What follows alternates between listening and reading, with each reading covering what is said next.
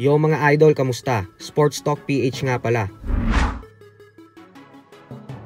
Ang opinyon ni Conor Ben, pag-usapan natin yan mga idol. Ngunit bago ang lahat ay huwag kakalimutang mag-subscribe at i-click ang notification bell button for more sports talk.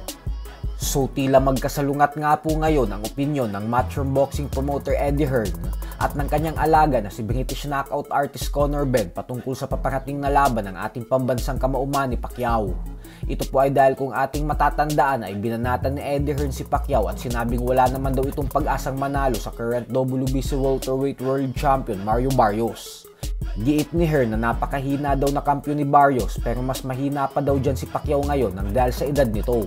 Kaya kung tutuusin umano ay walang karapatan si Pacquiao na lumaban pa sa isang world title fight.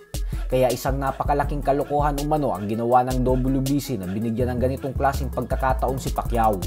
Pero ayon naman nga po kay Conor Ben ay para sa kanya umano ay hindi na siya magugulat pa kung makuha ni Pacquiao ang tagumpay sa laban. Kasi para sa kanya umano ay masyado pang hilaw si Mario Barrios.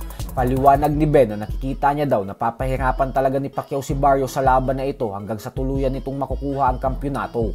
Sa palagay niya daw kasi ay mas mangingibabaw pa din ang experience at lakas ng 8th Division World Champion.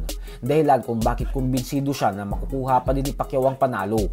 Bukod dyan ay aminado si Ben na ang WBC belt umano ang pinakaprestihiyosong titulo sa sports ng boxing.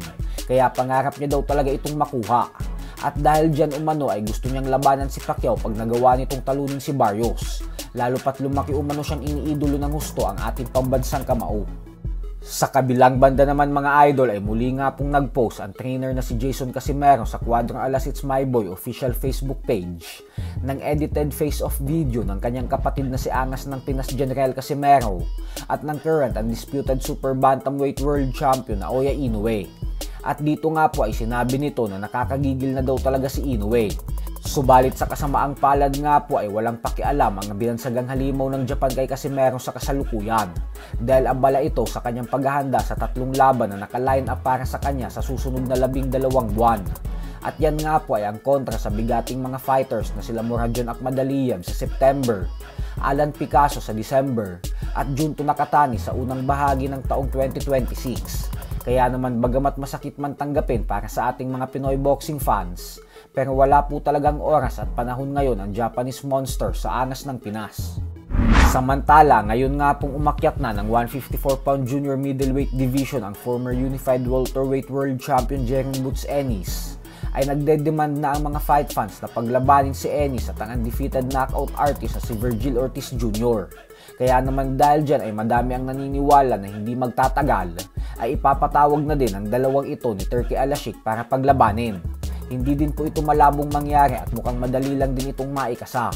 Kasi mismo si Ennis at Ortiz na din ang nagsabi dati pa na gusto nilang labanan ng isa't isa upang matapos na ang pagbabanatan ng mga tao kung sino talaga ang mas magaling na boksingero sa pagitan nilang dalawa. So hanggang dito na lang po muna tayo mga idol.